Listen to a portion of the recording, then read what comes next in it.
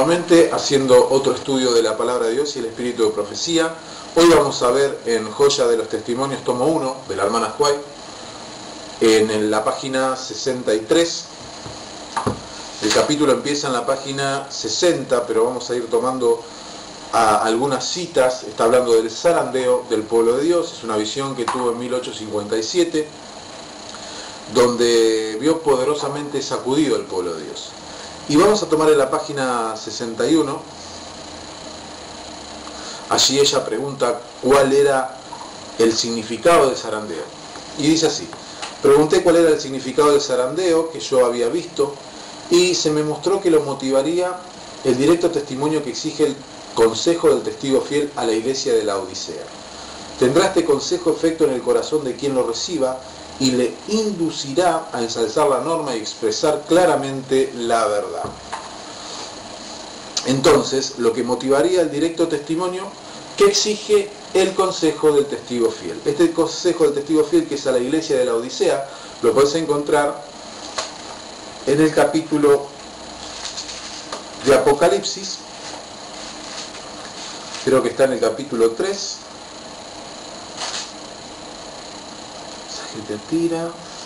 Sí, en el capítulo 3 del mensaje de la Odisea de Apocalipsis podés leer, y allí verás cuál es el testimonio fiel y directo que habla el Hijo de Dios, terminando siempre en las cartas de Apocalipsis. El que tiene oído oiga lo que el Espíritu dice a las iglesias. Habla el testigo fiel, que es Cristo mismo, pero termina afirmando el Espíritu Santo, que es el mismo Cristo, en todas las cartas. Por eso siempre hay que tener entendimiento en estas cosas cuando se refiere al Espíritu de Cristo, ¿no?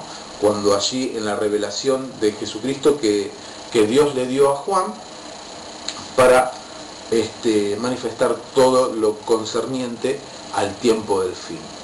Ahora bien, allí tenemos que el significado del zarandeo que había visto, y se mostró que lo motivaría el directo testimonio que exige el consejo del testigo fiel a la iglesia de la Odisea. Dice así: tendrá este consejo efecto en el corazón de quien lo reciba y le inducirá a ensalzar la norma y expresar claramente la verdad.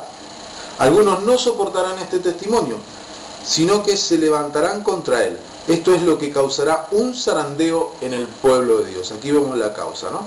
El testimonio del testigo no ha sido escuchado, sino a medias. A medias no ha sido escuchado completo el testimonio. El solemne testimonio del cual depende el destino de la iglesia, se tiene en poca estima cuando no se lo descarta por completo. Este testimonio ha de mover a profundo arrepentimiento, y todos los que lo reciban sinceramente le obedecerán y quedarán purificados. Aquellos que reciban este testimonio, aquellos que quieran entender y obedecer esta gran verdad que allí dice, ¿no? El testimonio fiel que es Cristo, serán purificados. Aquí también vi a los que antes gemían y oraban con aflicción de espíritu. Los rodeaba doble número de ángeles custodios, y una armadura los cubría de pie a cabeza. Una armadura los cubría de pie a cabeza. Marchaban en perfecto orden, firmemente, como una compañía de soldados. Es una batalla espiritual. Sus semblantes delataban el severo conflicto que habían sobrellevado y la desesperada batalla que acababan de reñir. Sin embargo, sus rostros, que llevaban la impresión grabada por la angustia, resplandecían ahora iluminados por la gloriosa luz del cielo. El poder de Dios estaba sobre ellos. Habían logrado la victoria, y esto despertaba en ellos la más profunda gratitud y un gozo santo y sagrado. El número de esta hueste había disminuido con el zarandeo. Algunos fueron dejados a la vera del camino, ¿no? Y aquí hace mención también a Apocalipsis capítulo 3 del 15 al 17, donde dice: yo conozco tus obras, que ni eres frío ni caliente. Ojalá fueres frío o caliente, mas porque eres tibio y no frío ni caliente, te vomitaré de mi boca. Porque tú dices: yo soy rico y estoy enriquecido y no tengo necesidad de ninguna cosa, y no conoces que tú eres un cuitado y miserable y pobre y ciego y desnudo. Apocalipsis 3, 15 al 17. Con respecto a este zarandeo, dice: los descuidados e indiferentes que no se unieron con quienes apreciaban la victoria y la salvación lo bastante para perseverar en anhelarlas, clamando angustiosamente por ellas, no la obtuvieron y quedaron rezagados en tinieblas, pero sus lugares fueron ocupados enseguida por otros, que se afiliaron a la hueste que había aceptado la verdad. Los ángeles malignos seguían agrupándose en su derredor, pero ningún poder tenía sobre ellos. Ahora, ¿por qué ningún poder tenía sobre ellos? Porque aquellos que estaban realmente estaban vestidos con una armadura y los cubría de pie a cabeza, dice el relato anterior, aquellos que estaban custodiando esto, ¿no? Aquellos que tenían esta verdad. Y otros fueron cayendo y otros fueron agregándose a las filas de esos soldados que tenían la verdad.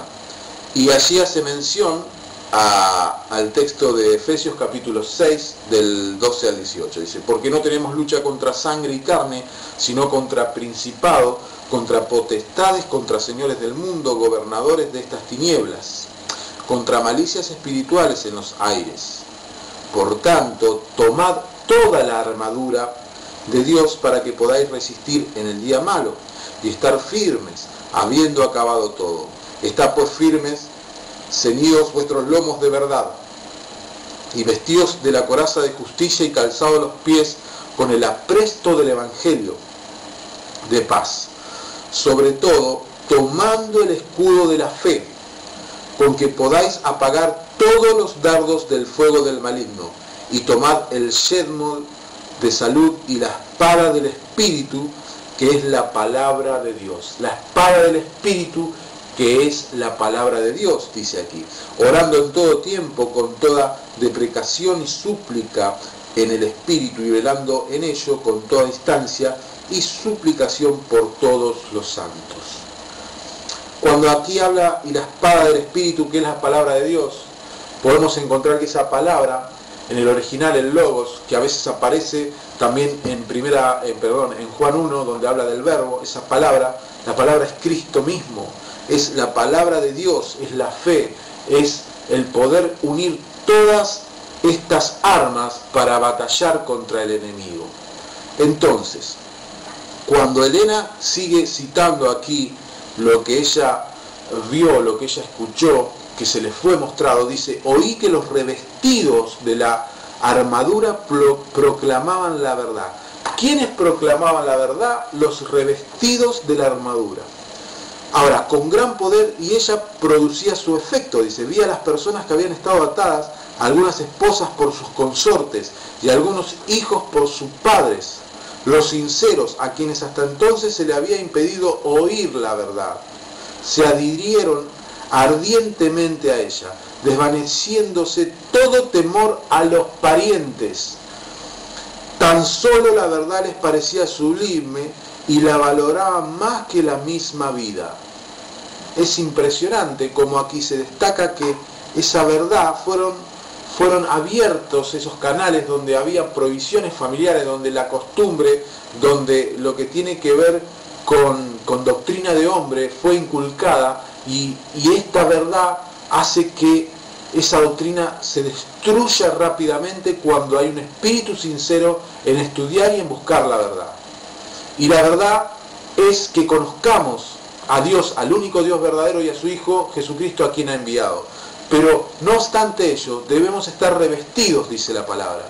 Y para saber qué es estar revestido, debemos tener en cuenta en la palabra de Dios y buscar qué es estar revestido de Cristo. Allí en Colosenses podemos ver, para buscar esta palabra, y vamos a seguir ampliando más sobre el zarandeo, pero ahora vamos a ver, porque aquí dice que oí que los revestidos de la armadura proclamaban la verdad con gran poder. Y para proclamar la verdad hay que estar revestidos, pero vamos a ir buscando en Colosenses